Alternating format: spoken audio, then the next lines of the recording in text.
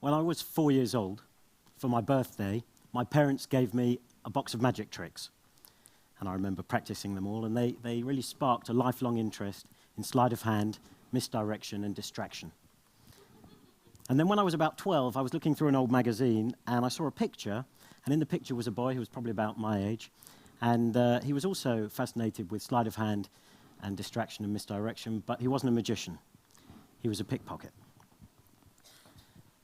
Now, the photographer's attempt to capture this bullfighter as he left the famous bull ring in Mexico City in the 1950s, he just happens to have pressed the shutter at the point where this young boy in the front has his hand in his victim's pocket. And there were thousands of people there, and no one saw a thing. We don't see as much as we think. Not even the policeman who's standing just behind the boy, who you didn't notice until I mentioned him. So that really intrigued me, and from that moment on, I started to study the techniques of real pickpockets. And I now travel all over the world performing a pickpocket entertainment act. I'm not a criminal. I give it all back around the world. And I also work with police forces and security companies and individuals so that people can avoid becoming victims. And I'd like to share with the TED audience some techniques so you can avoid becoming victims, but I don't have time. The best defense, I can tell you, is distance. And with that in mind, it's perhaps brave that 2 people have been pre-selected to join me on stage. Perhaps you join me now, wherever you are. I know there are 2 people who are going to join me. I have seen them outside, but I haven't met them before today, and they don't know what's about to happen. But give them a nice round of applause as they join me on the stage. Thank you. Walk quickly. I'm on a clock. Nice to meet you. And your name is again? Jeremiah. Jeremiah and? Richard. Richard. It's nice to know you, Richard. Jeremiah, do you carry very much in your pockets? I can see already. Something in every pocket. I mean, something pickpockets have to do is identify what you... Oh, you have an iPhone here. What do you have on this side over here? Anything at all? Keys. Okay, and on the inside, a wallet maybe? I've got a wallet. And on this side, inside, anything? And I've got a program from today. Okay, and do you have much in your pockets? Yeah, quite a lot. Okay, 1 or 2 things. Yeah, This is yeah, called okay. fanning the mark, where they check and see what you have. Perhaps I could stand you in the middle, Richard, and face me. One of the things pickpockets do to find out what you have is stand by the sign that says, "Beware pickpockets." And when you walk by, you all go like this, and they know exactly which pocket the most valuable thing is in. In fact, a lot of you did that when you were reading the red itinerary outside. You went, "Oh, pickpocket," and you all went like this. That is why I came to choose the 2 of you. You were patting quite a lot. Face me if you would, Richard. And take your wallet out. No, don't have time. Sorry, Richard. I'll take questions afterwards in the bar. You haven't got a gnome, have you? I haven't, no. This is a wallet. Now, I saw someone recently. Face me, please.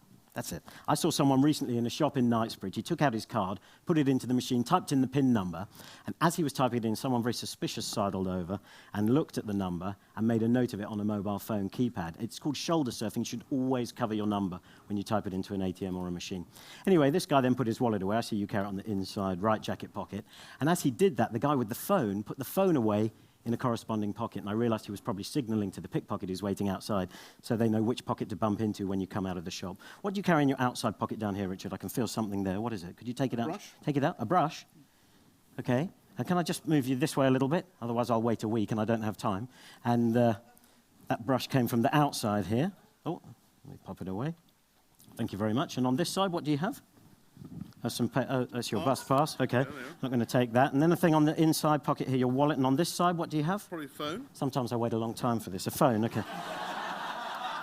So you've got a mobile telephone and a pen. And in your trouser pockets, do you carry anything at all? Anything at all in your trouser pockets? Much. No, okay. And here? Oh, business cards. He's come on for networking. That's very good. Well, I'm going to try things one at a time, and you can decide what I take. What would you like me to steal, the phone, the business cards, or the brush? Brush. It's already gone. And that's another thing you have to be aware of. Thank you. Another thing you have to be aware of. See, the world's greatest pickpockets work in gangs, and while I was talking to you, the world's greatest pickpocket, second greatest pickpocket, was standing behind you. Perhaps you'd like to put them back. Your cards came from your top pocket. Your pass came from your outside pocket. Your brush, I think, came from this pocket. Your pen from your inside pocket, your wallet from your inside right pocket, and your iPhone here. Give them both a big round of applause. I think they did well in that time. Thank you, Richard. I appreciate it. Thank you very much. So all I can say is don't get close to pickpockets. Thank you for having me. Richard, sorry, and would you like to just both in? Jeremiah, there's your phone, and there's yours, other way around. Thank you very much. It's a pleasure to be here.